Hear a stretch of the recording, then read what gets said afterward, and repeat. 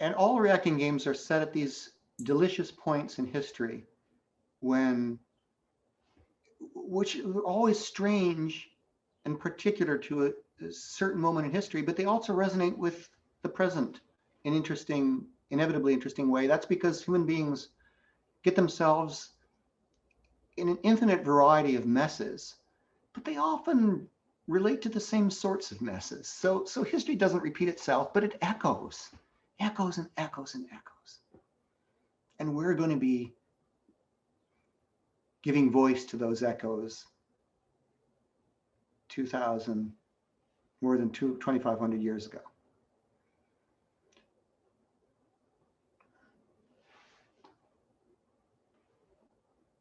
Okay, Gina, you should unmute yourself.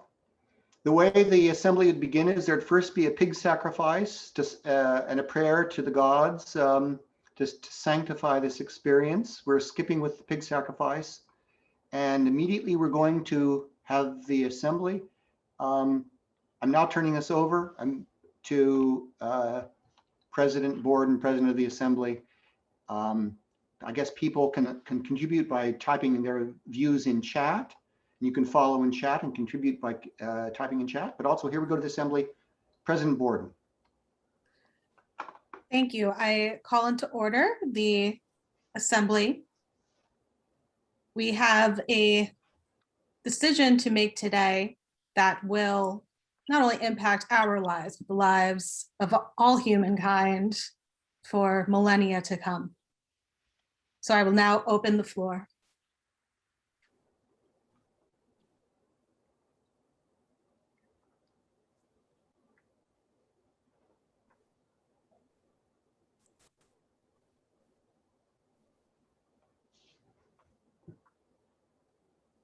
Well, I speak for the moderate Democrats.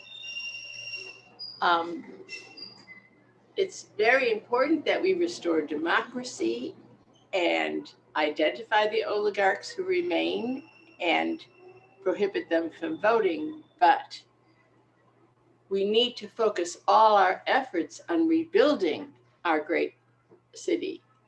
We have citizens who are starving, who are sick, who are homeless. They should be our focus. We should not waste energy on vengeance when there's so much good to be done.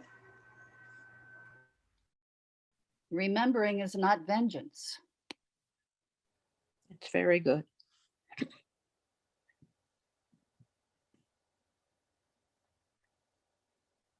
Representative Cretu, who do you speak for? I'm sorry, I speak for the Radical Democrats.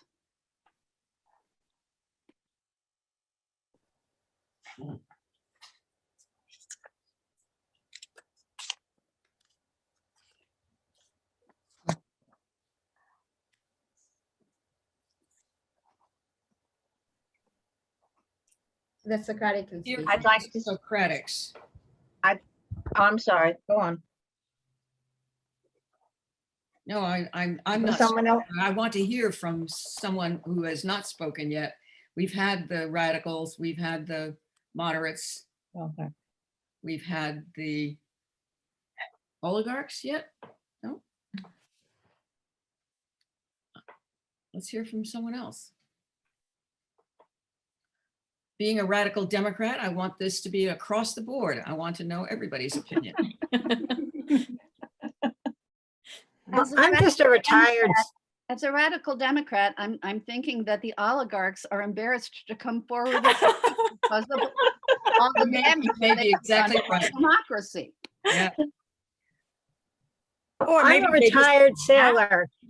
I'm a retired sailor, and I would like to know exactly what people think this will do for people like me who are just trying to live their lives, get through the day in peace.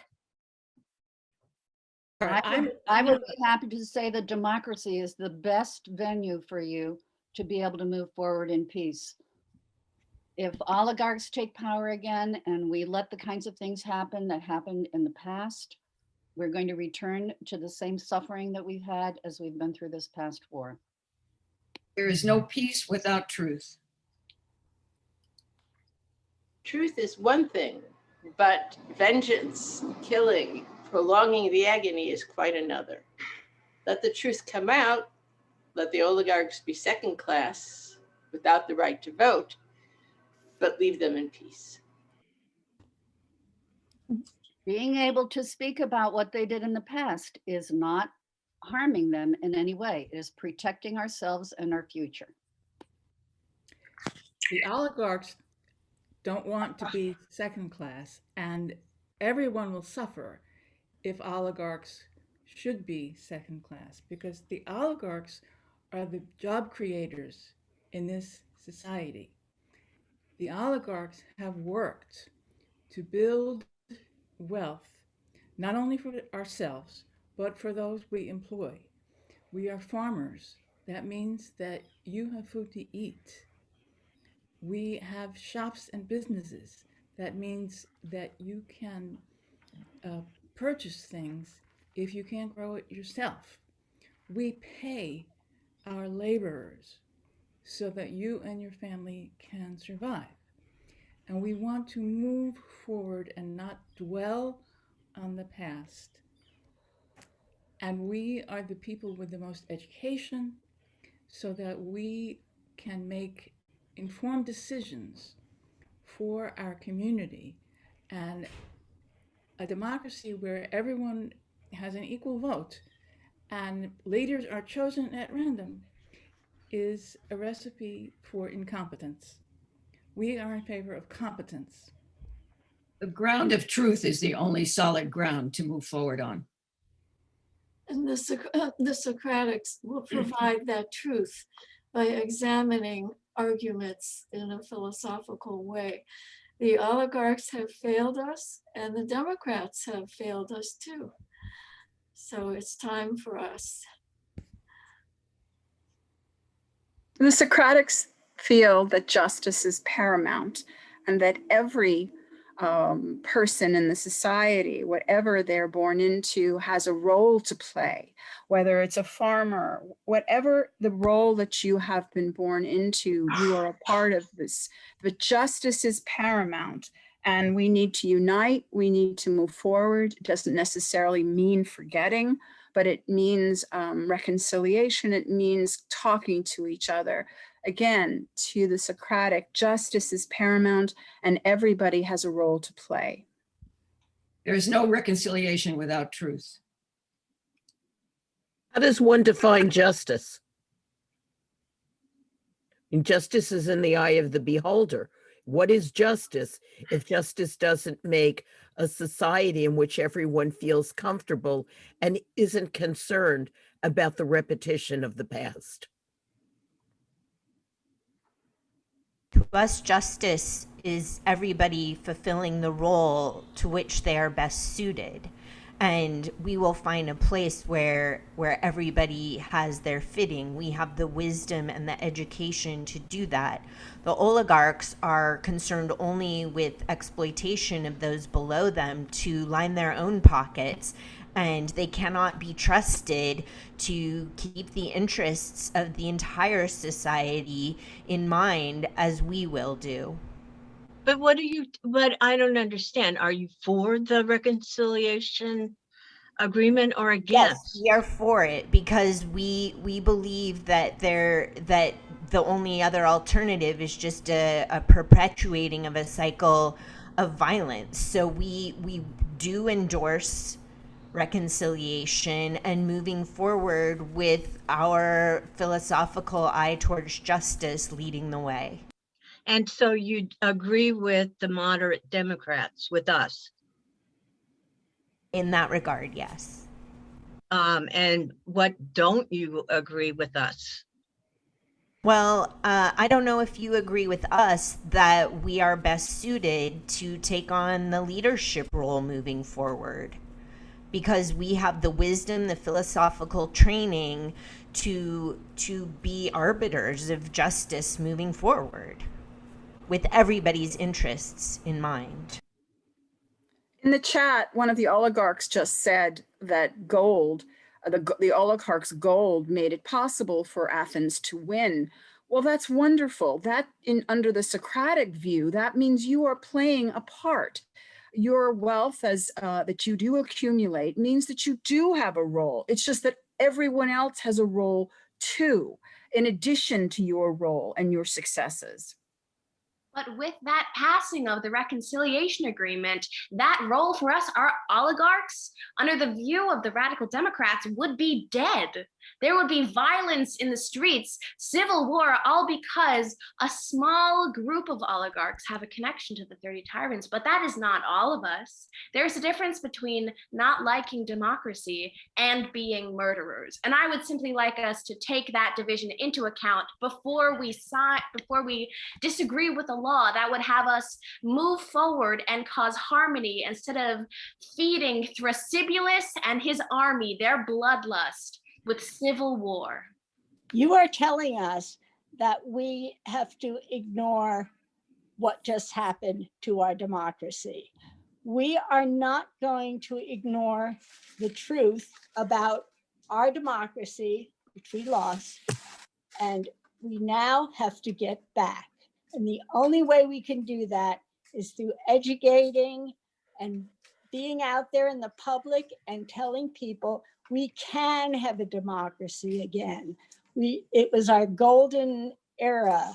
We had Athens, which was strong and served everybody and looked out for everybody, and justice was meted out by everybody.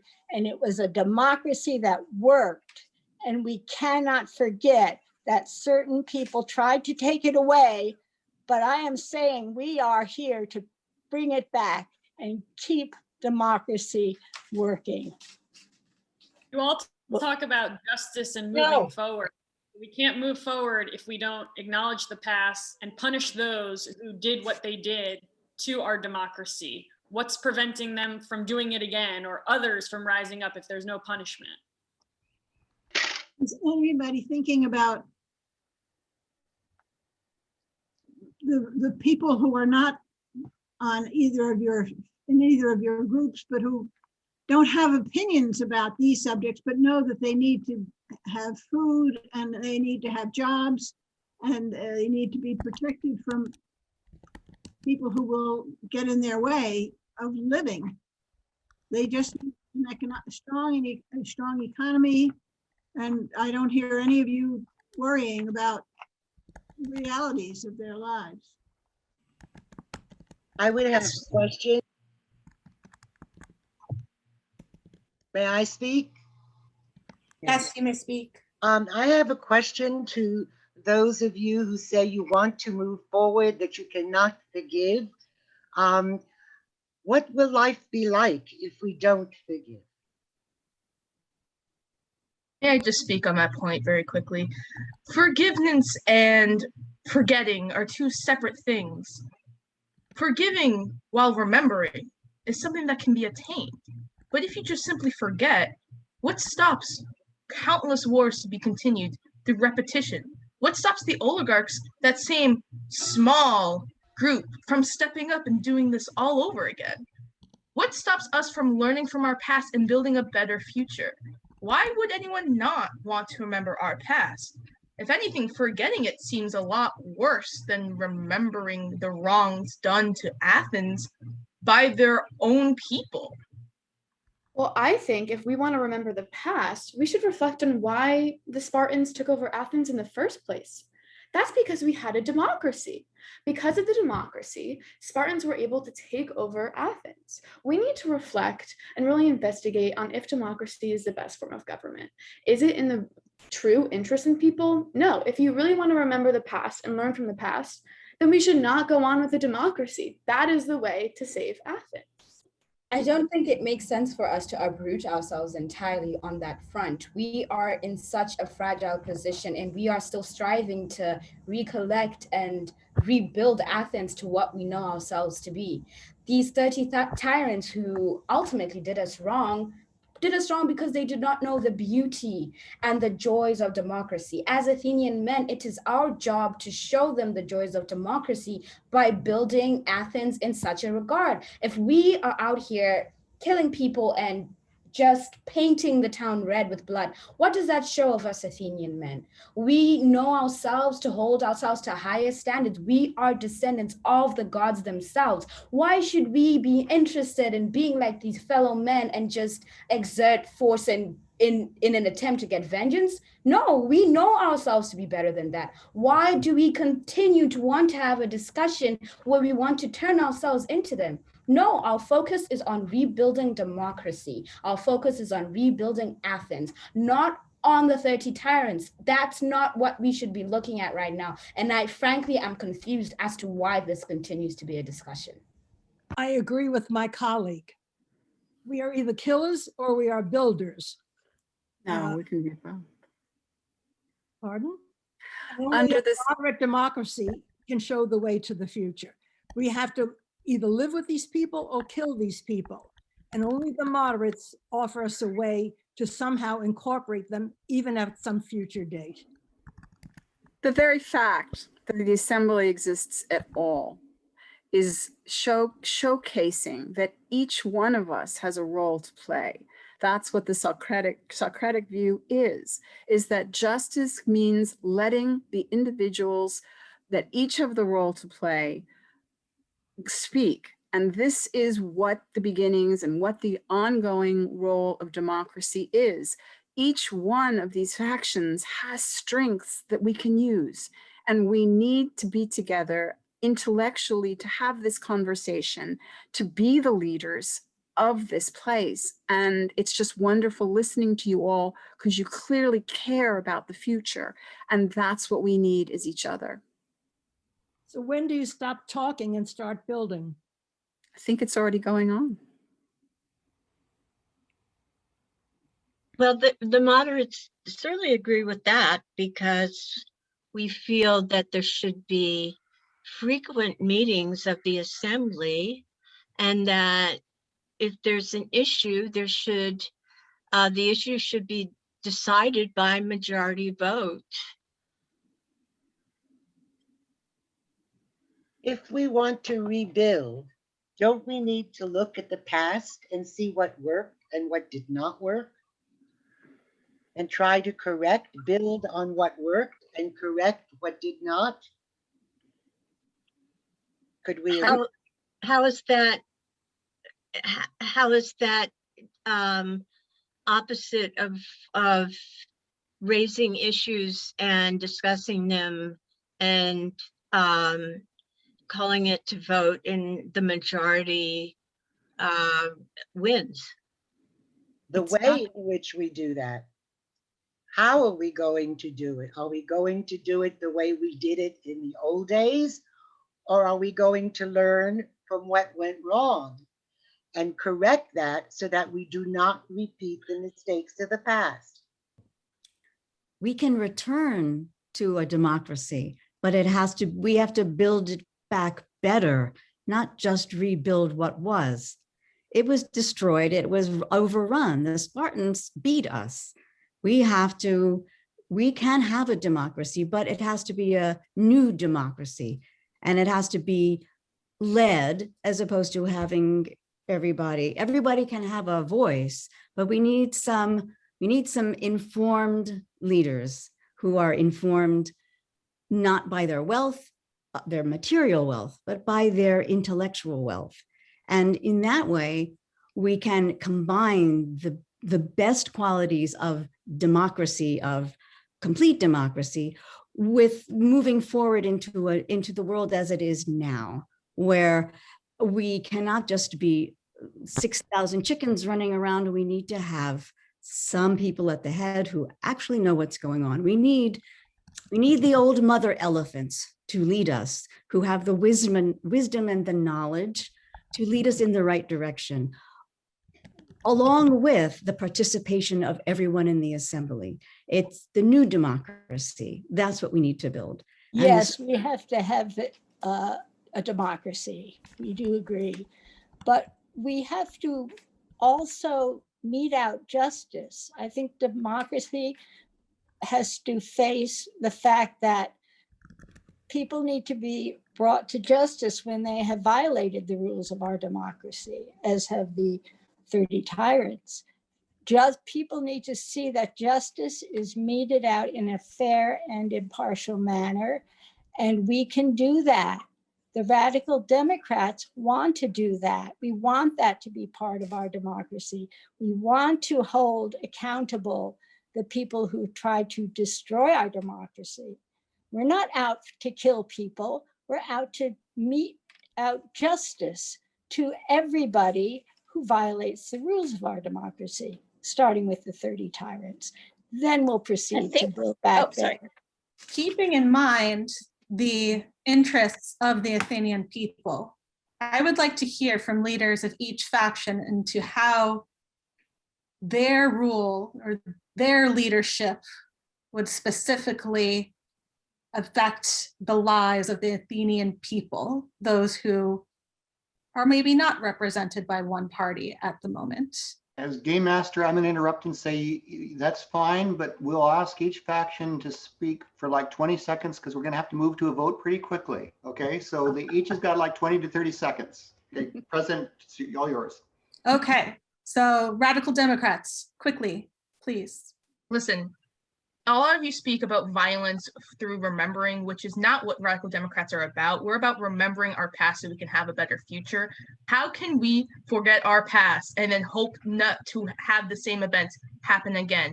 All that will change is that we will remember what wrongs have been done to us by the people that we live with. I have brothers and sisters and neighbors who died in this war by the people that are part of this council and people who are related to members of this council. I wish just to remember and not forget all of the wrongs that have been done to us and everyone else in this entire assembly. Hear, hear. Thank you, Madam. Moderate Democrats. There are no madams here. Oh, yes, my apologies. Thank you, sir. Moderate Democrats. Let me speak for moderate Democrats. What is the purpose of government? It's for the betterment of the most people. We don't really get any point out of punishment and vengeance. I also want to recommend that maybe instead of a simple majority, we go with a 60% majority so that we can be sure we have consensus among all the factions. How modern of you. Thank you, sir. Socratics, what do you say? Filibuster. Socratics care about the interests of the people, and that will happen when we move on. Currently, the Athenians are suffering from poverty, from hunger. We are not in a great place, and we need to rebuild with a better government, dare I say, a republic, where educated people are making decisions that is in the best interest of everyone, based on justice and justice alone. And oligarchs. Where's our leader? Yeah, leader. The oligarchical name has been dragged through the mud on this. Once more assert that what we want for Athens, for all of my brethren here in the Pnyx, is stability. And there is nothing stable about civil war. There is nothing stable about about allowing us to use the bad acts of the past to cause further violence in the future. We are all here today because we want Athens to get better. We are rebuilding, and the only way we can rebuild is if we have a solid foundation of history and a foundation of a shared belief for the betterment of Athens. The only way for us to do this is first, everyone needs to grow a beard. Sorry, that's the first rule. After that point, we must unite, move forward in lockstep, throw this violence, through bloodshed from our hearts, and take a stand towards a greater future. Yeah, we're going to go to a vote in just a moment, but I'm going to ask one of the indeterminates to volunteer to indicate how he intends to vote. Rona, do you want to be that indeterminate? Unmute yourself and tell us how you're going to vote. That's 10 votes for one of the sides. Yeah, the question is whether to pass the reconciliation agreement or not. And do you want to explain your vote? Sure. So after much consideration, I am going to vote against the reconciliation bill. Okay, the big victory. Agreement. Okay. The big victory Because- already. Good, you want to explain? Because I believe that there is a difference between vengeance and holding people accountable for their acts. And I believe that memory is fine. I have a very long memory of many, many battles and years of war. And the fact is that those who have made even peacetime warlike need to be held accountable for their actions so that we can move forward and never encounter these kinds of things again. Okay, so thank you very much. Now we're going to go to vote. And there it is. You click on your vote.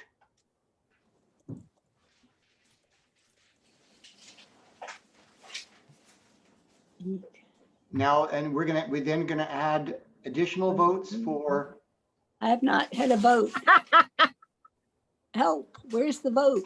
It's a hanging Chad. Oh, Nope. Off ballots. I want to go on record of voting against the reconciliation. My vote can be open and public. No secrets. okay, now for indeterminates, go to the chat and type how you vote. So you go below, you click on chat. And so Rona, you would go click on chat and that will give. Oh, okay. I'm gonna move now.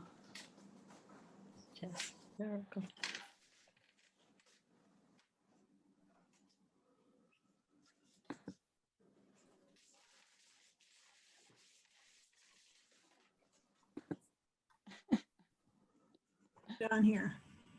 Okay, so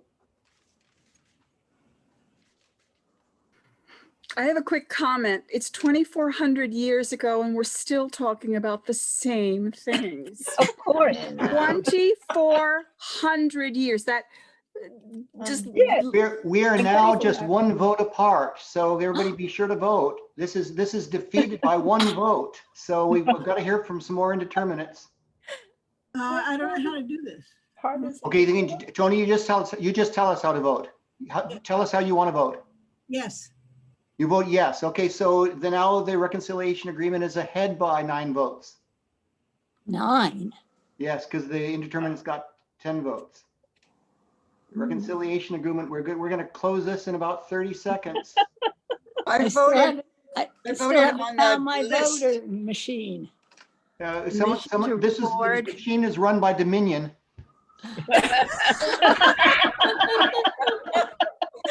My chat is still hanging Permission to there. record. And, you know, they're oligarchs, guys. I want an Yes. audit. Vote I against. demand a recount. I voted on that first list that came up on the page. Did that do it? Yes, the people- yes, yes. I didn't People get who- that. Okay, we got 15, 14, 13, 12, 11, 10, 9, 8, 7, 6, 5, 4, 3, 2. Oh, wait, Flavia, were you an indeterminate? No, I'm sorry. Okay. Get out. Okay, so the time is up and because we had more indeterminates voting yes, so it passes by 8 votes. The reconciliation agreement has passed. I now declare the game over. And in reacting, that as our students will vouch, the last session of a reacting game, because this has been building up over lots of issues over the course of a month, is immensely tumultuous. It will disturb the entire building because of the energy and the yells of the students when it sort of comes. So what do you think in history? Did they pass the reconciliation agreement? No idea. They did. They passed the reconciliation agreement. So congratulations to you for replicating history. Congratulations to all for having a We're doomed to spirited, repeat it, right? for having a spirited class, a spirited debate, very quickly getting into the swing of things and articulating lots of the wonderful ideas. Applause for all of you for great participation. And I think special applause for our four students. I think we can see that we've got plenty to be happy about.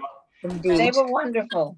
They were one, and reacting gives students an extraordinary chance to shine, to lead, to speak, and to shine and do wonderful things, to be inventive, to come up with ingenious ideas. And teaching a reacting class is has been one of the joys of my professional experience. Teaching students like this and giving them, shutting up myself and giving them the class has been a very special experience.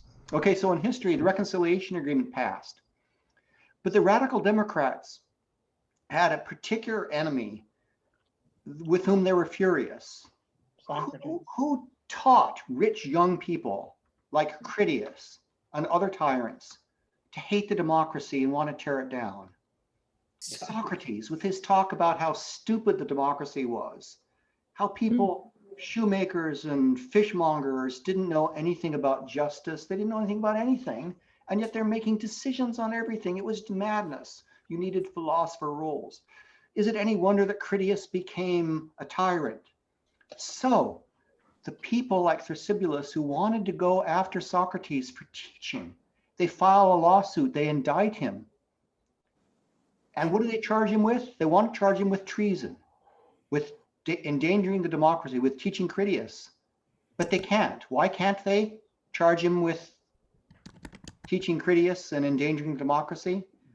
They forgot to pass. Because the reconciliation agreement was passed. So they charge him with impiety and corrupting the youth of Athens. But everyone in the courtroom knew that this was really a trial about Socrates and So Professor Carnes, it was the tax fraud of its time. That's what I was thinking. so that was what the trial of Socrates is really about, in large part, in any case. He is convicted by a fairly close vote. In the punishment phase, they asked the prosecution what his punishment should be. The prosecution said death. They asked him, and this is the way the Athenian trial system worked, the defendant would offer an alternative punishment. He said he should be awarded the celebratory feast that was given Olympic victors. This did not sit well with the jury, which then decided that Socrates' friend said, no, he's just making a joke. He thinks he should have a fine. We'll cover his fine. But by then his words had been heard, and the jury, by a bigger margin, votes to execute him, and he accepts execution. The reconciliation agreement was regarded as the greatest instance of enemies reconciling until the even greater reconciliation agreement of human history, which was, anyone want to answer this? South Africa. South Africa, exactly. The greatest reconciliation agreement ever. And that takes us to time for questions and answers about anything. You can ask questions about the game or about the reacting program, about the experience. We've got students who can speak on the experience. You can ask anything you want. So I'm going to ask, I don't know, Maya, you can help. You can just raise your hands or unmute yourself to speak or ask questions, but fire away. We've got a few minutes. I'm interested in the schools, the universities that you have made sure that this wonderful program has gotten into. You said something like between 400 and 500 universities and colleges over the last 25 years. Has this gone outside of the United States? And also, this would also be useful in high schools. All schools would be this one. I'd like to see it be, I like to see this game be a prerequisite for every lawmaker. If you get elected, you have to play this game. Because otherwise we're preaching to the intellectual choir. We're all playing this game, but We need Right. everybody to play this game. Everyone, millions and millions of people. Let me say first that there are 22 published reacting games, so that there are all sorts of different games that you could play. This is a little tiny piece of one game. There are another 65 games in development by other teams around the world. The country that we've got the biggest adoption outside the United States is Canada, Australia, and China. There are a number of China. There's a big China interest in reacting, and different teams have done programs there. There's a complicated explanation for that, and it's absolutely fascinating, but I can't and won't get into that because that's a little sensitive. Reacting has been adopted mostly in American colleges, universities, but at a crazy, the word is spread by word of mouth, and not many community colleges have the development time to develop their faculty to teach it or to come to workshops to train. So it's mostly public and private institutions. Not many of the Ivy League schools do reacting. For the most part, I think they feel that what they're doing is perfect and they don't need to change anything. Professor Carnes, this is Ronnie up in Toronto. May I say at Black Creek Pioneer Village, a 19th century living history site, we've done a remarkably similar program with grade 3s, third graders, for the 1837 rebellion, a rather obscure small incident in Ontario, Toronto history. Having moderates, radicals, and the social compact, so the elite, dividing our child tour groups in 3, meeting in the 19th century town hall to debate. And 8 and 9-year-olds do remarkably well in getting passionate about it. So thank you for this wonderful program, which I hadn't heard of when I was at Barnard in the 70s. No, we didn't start. I began experimenting with the first class in 1996, and then sort of had the first game in a good shape by around 2001. And we had our first faculty training workshop in 2001. We received probably 600 or 700 queries from high school faculty a year. And initially, until recently, we haven't agreed to let high school students in, partly because we couldn't support it, and partly because we hadn't done the psychological studies on it. This is a very intense experience. Of the 4 students that you met, all of whom were very strong. I wouldn't be surprised if they didn't report that they had crying experiences in relating to reacting. I have a question. It becomes very intense and very important. Yeah. It's a wonderful program. I have a question. When it is done in class, when there's more time, are the people able to resolve their differences? That's a question. Students, you want to answer that? Unmute yourselves. It's a complicated question because the differences are resolved in a variety of ways. Sometimes we're able to discuss and pull enough people from different factions to create a large enough agreement. Sometimes you resolve your differences via murder. In the course of the 2 games we played, I didn't get to murder someone specifically, but I worked in the group that fought to kill Socrates. And in the India game, my whole person wanted to murder Gandhi. So you get, there's what's wonderful about the world of reacting is that you have the academic options and you have the other options, and you can exhaust those to meet whatever political ends you have to. The nuclear options, huh? Let me mention. Maybe there's a game for that. Let me mention that Lauren and Caitlin and Kendall all took it. Reacting only took it online. They never met in class. Rutenda was in a class that met for the first half of the. So she could perhaps address that question a bit more but Lauren, Caitlin, and Kendall did not meet in class. This is all online. Rutendo, are you here? Yeah. The question was about animosities persisting. Well, I mean, I think we always, in my class, we tried to like iterate that this is just in the context of the game, but you obviously still have lingering emotions after the class. Yes, I mean, some people make people cry, and then of course you harbor negative feelings towards them. But I think it also gets a bit confusing because since you're embodying this character for so long, you actually forget people's real names. So you walk around seeing people on campus and I'm like, hey, Thrasybulus, and that's what I know them to be, but maybe their name is Kate or something. So it gets so hard to distance yourself from your position that I sometimes negative feelings and animosity still remains. But I think for the most part, we tried to do a good job of towards just the end of the game, just having like a session outside of school. I think, Professor, you took us to like a Greek restaurant and we just kind of like got to know each other outside of the game. And that really helped like separate our identities from the game. More questions? Great. Any other questions? Professor, there's a chat question. I was going to say. Here about Oh, reconstruction. I'm supposed to be monitoring. Oh, the no, chat. it's okay. Have any programs been developed around Reconstruction in the US following the Civil War? There is a game that's in development on that. It's set in New Orleans, but it has not yet been published. It's one of those 70 games that's in development.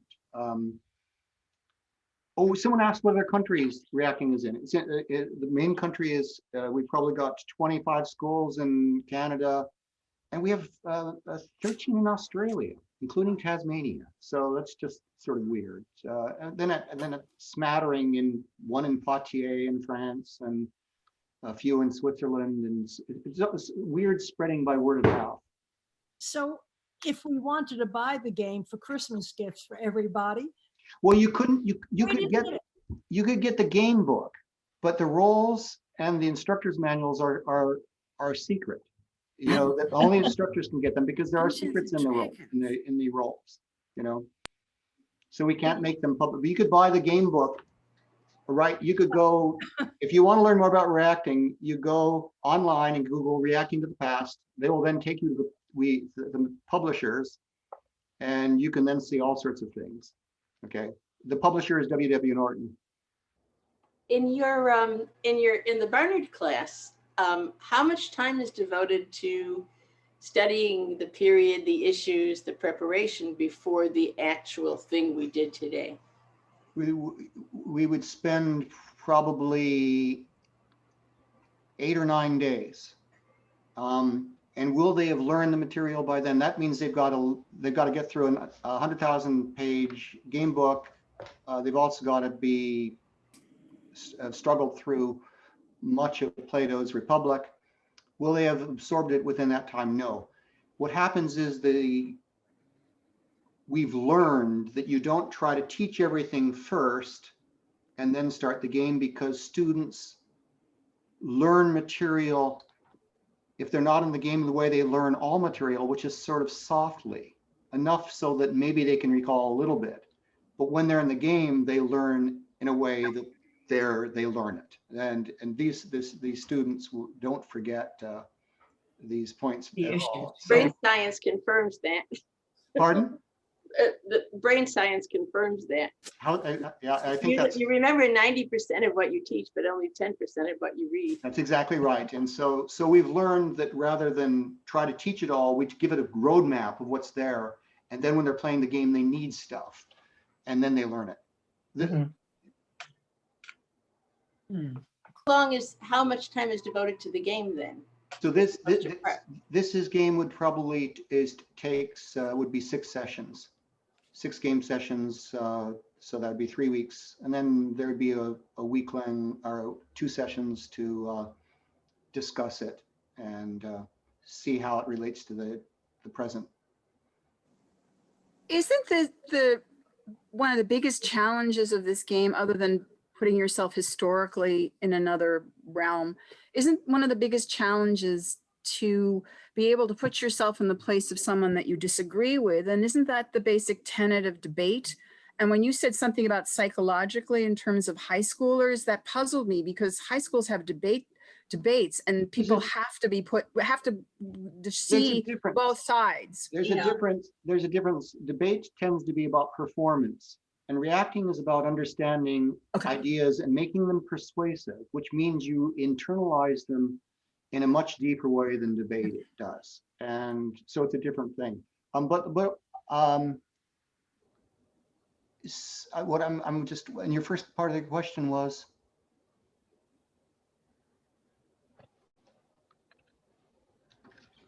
Okay, I'm looking at, I think I addressed that question. Is resistance to using the game a depth versus breadth issue? Oh yeah, a big issue amongst history faculty is that they've got to cover everything, and this does spend too much time on something. Of course, for the survey courses, you cover everything and students forget everything, or as Janet pointed out, you forget 90% of it. But so that is a big significant issue of opposition. Professor Carnes, are students randomly assigned to these groups, and what happens if somebody really does not agree, you know? We've had those situations. The example I mentioned in my book on reacting, which is called Minds on Fire, which is published by Harvard. A student who is a Jehovah's Witness, and we were playing the Anne Hutchinson game, and she was assigned to give to support Anne Hutchinson. And she said, as a Jehovah's Witness, we don't believe in the Trinity, and you're asking me to give a speech in support of the Trinity. I can't do that. And I said, if you were in a play and you're playing a part in a play, and your role was to play this role, where you would give a speech in support of the Trinity, would you do it? And she said, no, I wouldn't. That would be sinful. And you'll find this sort of resistance in many games coming from all sorts of different quarters. And we have a conversation that learning is about inhabiting difference and understanding difference. And some students say, no, I'm not going to go there. And in that case, you create a type of role where they're not really participating. They're more commenting, observing, being a journalist or a dispassionate historian. But that does surface in lots of games. But the greatest pedagogical gains are when students take on positions that they find repellent or challenging, because then they learn the most. I have a left. Rutendo, do you want to speak on that? Yeah, I just wanted to mention, and we spoke about this in the India game. I was playing a British Governor General who at the time didn't want to give India independence. And it was so emotional for me because I'm from Zimbabwe and my country was colonized by the British. So I remember talking to my parents and telling them about this game that I'm playing where I'm a British Governor General. And my mom was like, you're gonna tell your professor you were not playing that role. She was like, how dare you do this to your ancestors? And it got so emotional for me because in the moment, I think I kind of understood a lot of my history and why the people didn't want to give my people independence. But it was also so hard to come to terms with the fact that I was understanding it. So, I mean, yeah, it was very random that I happened to play someone who ultimately all my life I have hated, but I think I'm grateful that I had the opportunity to, because now I think I have a deeper understanding and it's become less like, oh, them, and more of, okay, I can understand why they did the bad things they did. And it was hard, but I'm very grateful that I had that experience. Rutendo was a very, very good British Governor General. That's the ironies. I was great at it. Did you ever sing God Save the Queen? I did. I accidentally played it once for my dad and he disowned me. He was like, no, it's over. I don't have a child anymore. Oh, that is such a great story. That is a great story. Thank you, Rutendo.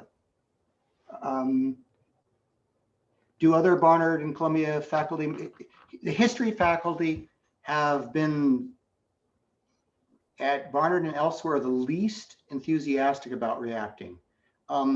Hilarious. That's hilarious. Partly because the games are not in their particular field.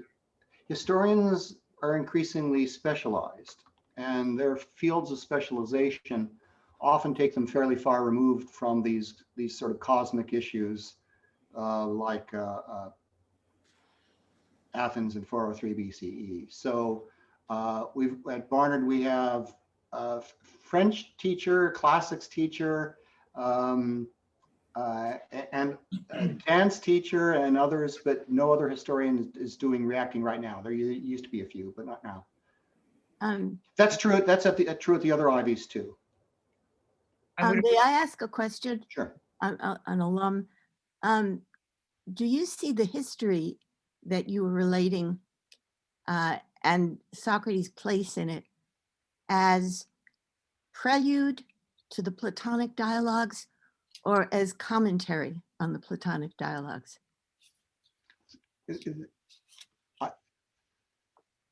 I have a political take on the Platonic dialogues that the philosophers would tend not to agree with. My guidance is Josh Ober, who is one of the co-authors of this at Stanford, and we argue that there is an historical component that Socrates, Plato's Socrates was not just a figure playing mental intellectual games, but he was a political activist. Right. Or at least he was, his ideas grew out of a political environment and had political effects. Many philosophers reject that and say that these are intellectual games that should be appreciated as intellectual exercises and not as historical documents. So there is a difference amongst philosophers on this. So I'm a partisan on this case, and you know I think I'm right, but they Well, what I'm asking is, are they not both? Oh, absolutely. That's the fairest point. That's the fairest point. They exist as intellectual, philosophical disputations of infinite importance. But they grew out of, I think, of a particular supercharged historical moment. And they were to some extent shaped by that. Absolutely. That which is why in the Platonic dialogue, I included the snippet I did that Socrates' discussion of justice could be related exactly to the reconciliation agreement. Yes, and particularly the Euthyphro. The Euthyphro takes on what really is the foundation of a rational government, being able to use human discourse, language, in a rational and responsible way, which is the beginning not only of all government, but of all learning. I think it's the most important Platonic dialogue. And one might think of all the history, which is, of course, so incredibly contemporary that you are dealing with today, as an object lesson for why we have to go back to the cognitive first principles of the Euthyphro, where, justice is the larger category and everything else is subordinate to it. So you have to understand what justice is. Very lovely point. I've got a question. Are the details of the reconciliation agreement spelled out anywhere? This whole history is, we've got Thucydides, who took his account of the war through 411, but this whole history, you're looking at fragmentary sources. And the wording of it is debated. We're not certain exactly of how it was worded. I don't think there's any book on the reconciliation agreement alone. It'd be hard to, because again, only bits and pieces of this story have survived history. Had Thucydides carried his account from 411 further forward, we'd know a bit more, but there aren't a lot of details beyond what you've got. Not a lot, really. It's not a well particular concern. Now, is there any other question before we? Well, look, I think probably we're supposed. I'm not seeing any more in the. Did I miss anything important? Wait, I have a question. Somebody put radical Democrat next to my name, and I don't know how to take that out. Just somebody take it out for me. Yeah, you do that, because I've gone to faculty meetings with my name as Game Master on, or as Goddess Athena. So, and so you don't want to go to it. Yeah, so I want to be pegged like. Everybody else should change their names too, right? Professor? Yeah. I wanted to ask something about, you were saying about the fact why history professors, because they're so compartmentalized in terms of their specialties. When I was at Barnard, I studied sociology, but I also studied urban studies, which had many, many disciplines in terms of classes that you could take, anthropology, I mean, there's just so many different things. Wouldn't this particular, I know it's a game, but I mean, this is a study. Wouldn't this be under philosophy, under political science? Isn't this kind of a combination of the strengths of that? And I would think this would be a core class. I mean, like Columbia is all about core classes. Yeah. I think this should be a requirement, maybe not so much in a game format, but at least everything up until the game, the study of this, of what it was, in my humble opinion. Well, it has a large, reacting has a fairly large presence in the Barnard First Year Seminar program. Okay. And often at the schools that have adopted reacting, it's probably a third of the time it's for sort of core program like that. That nationwide of the instructors, probably 50% are historians, then 10% political scientists, and 10% religion professors, and 10% communications and writing and English professors, and then French professors and a few others. But it is. I think it works.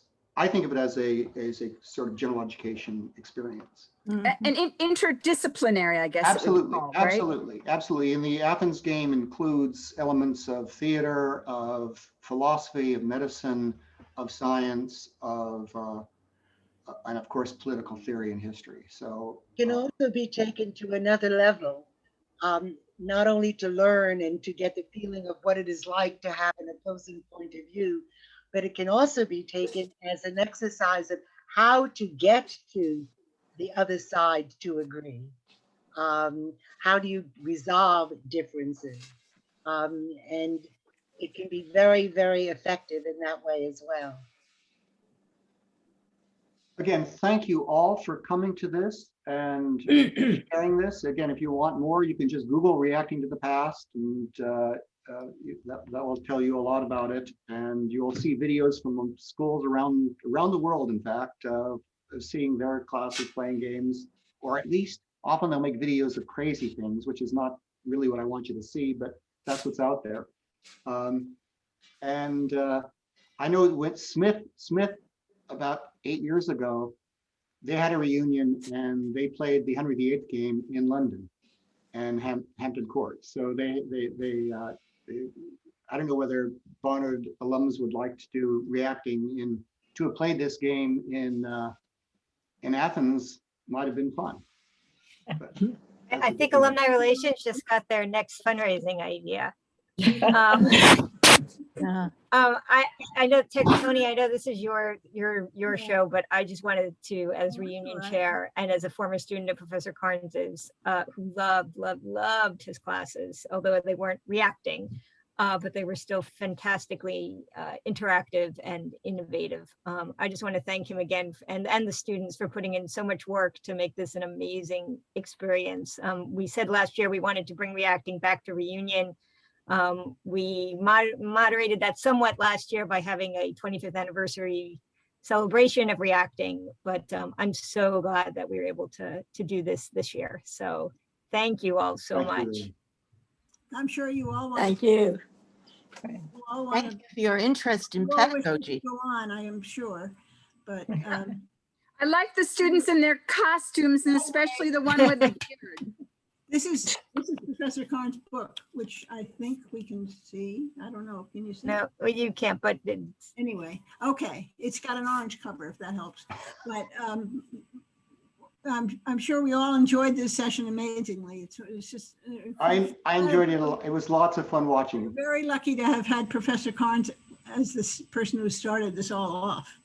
So. Thank you again for joining us. And there are more things. Terrific. Thanks so much. Thank you. Thanks again. There are more things happening today. So look on your reunion.barnard.edu. You'll see what they are. on two performances tonight. One, my friend is in one of them, the last one at 8 o'clock. Yes, Fellow come to alum. the showcase. Yeah, the Moth and the Right. showcase. My friend is in the, my fellow Barnard alum is in the showcase, and Moths are great. Do both. And What are Moss you, stories are starting. manager? All right. Events endorsed by Rio Barnard alumni. Come. Yay, yay. So, thank you all, and thank you, Mark. Thank you. Great. Thank you. Thank you again.